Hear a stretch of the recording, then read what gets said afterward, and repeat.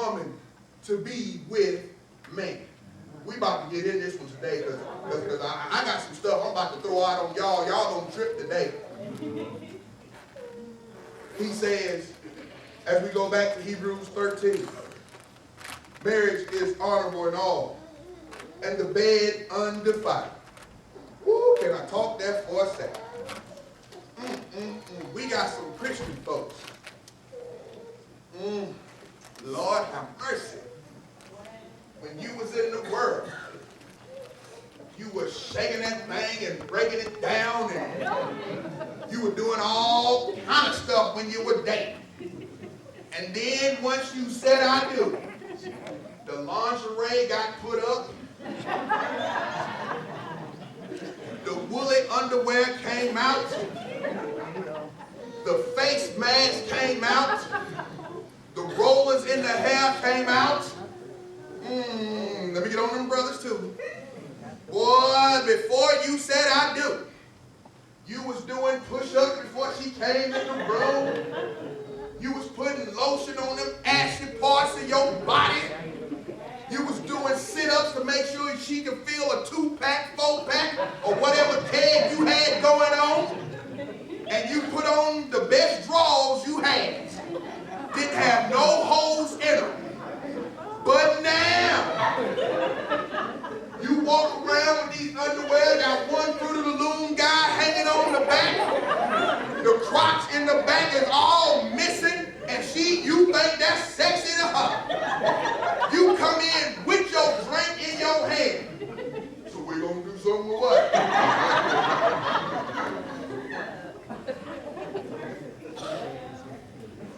Just because we say we do. Whatever. Anyway, I can't even go there right now because that's going to mess up my list. Woo, Lord have mercy. But he says, I'm going to come back to this. Hold on a second. For whoremongers and adulterers, God will judge. When you decided to be that person's spouse, you were making a decision to be their Valentine. Let's just stay with it. What does it really mean to be my Valentine? God intended for sexual relations to be an emotional connection to one another.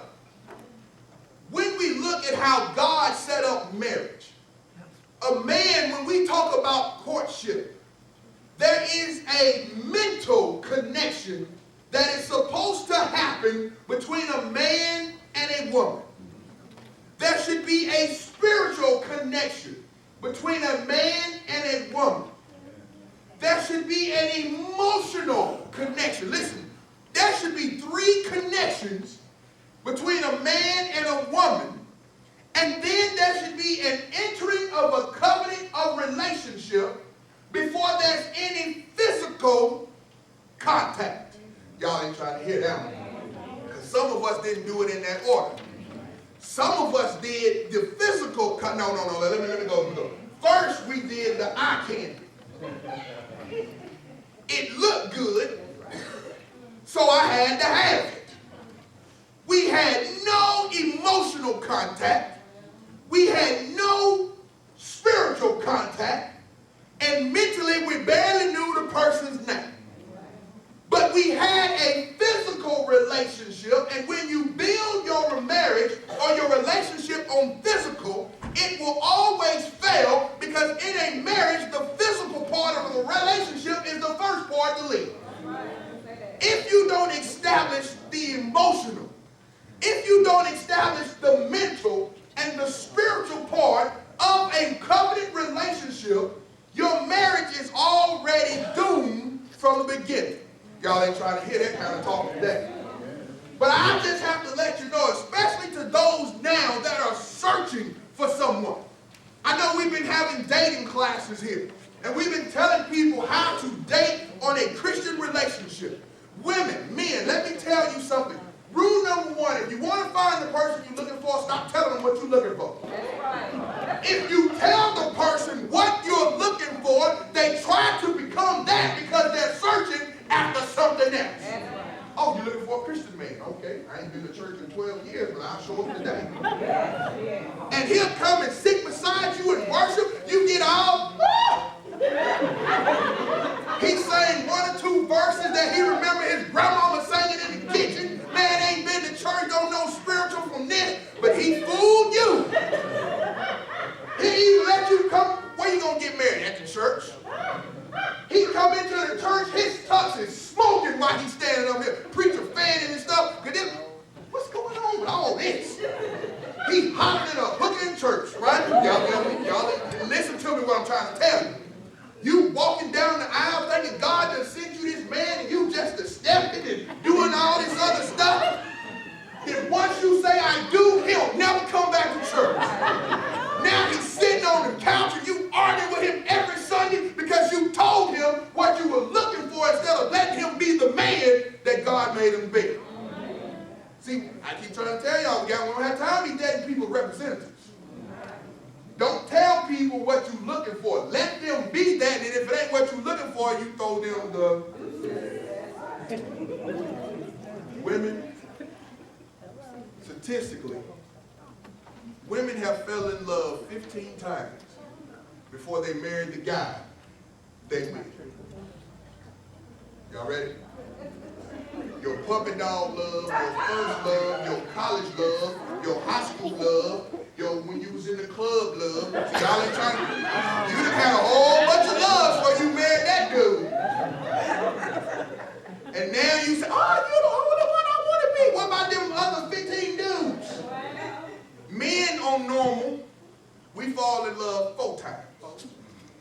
You know why that is? Because women have an emotional attached to men faster than, women are usually the first ones in the relationship to say, I love you. A man will get choked up. Do what? You like me? Watch this. Hold on, I ain't done with this lesson. Turn with me real quick to 1 Corinthians chapter 6. I'm about to get really deep in this, and I'm going to let this lesson be yours. 1 Corinthians chapter 6 and verse 15, Paul does a very excellent job on explaining to us the connection of sex in a relationship. First of all, he says, know ye not that your bodies are the members of Christ? Shall I then take the members of Christ and make them members of a harlot? He says, God forbid. Then he turns around and says, what? Pretty much he says, you didn't know when you are joined to a harlot, it is one body. For the two, he said, shall be one flesh. Let me stop here for just a second for a commercial timeout. You know, one of the reasons, and I know you might not find this in any whatever statistic book, but spiritually, in America, one of the reasons why marriages are failing is because people don't realize that the sexual connection makes you one with that person who you first gave it to. That's why when young women and young men, we use the term today, oh, he's sprung. Y'all ain't hear that. Let me go this side.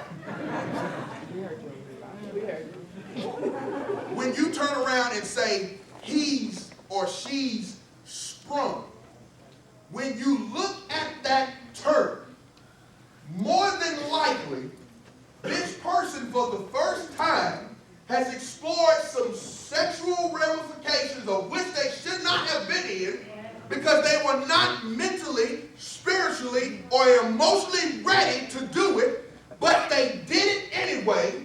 And that's why when the person that you first give that purest thing to, when you break up with them, it feels more like a divorce than a breakup. Y'all didn't hear me on that one. Because when you shared something with them that was so pure, that was supposed to be given in a marriage covenant, you gave it up to somebody else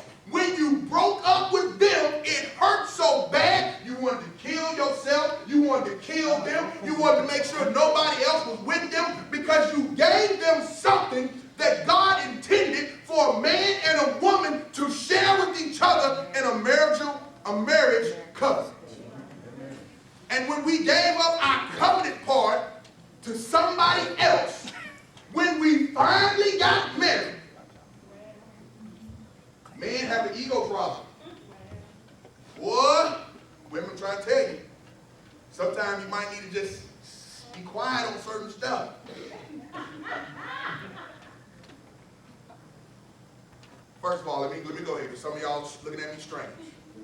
Again, if our young people don't hear it here, they are most definitely being educated in the streets. And the streets are telling them to have safe sex. And the Bible lets us know the only safe sex to have is when you are married. When you are not married, there's no such thing as you have marital bliss or whatever. And then you turn around. Watch this. Some of y'all have been there. And you tell the man, I don't like it like this.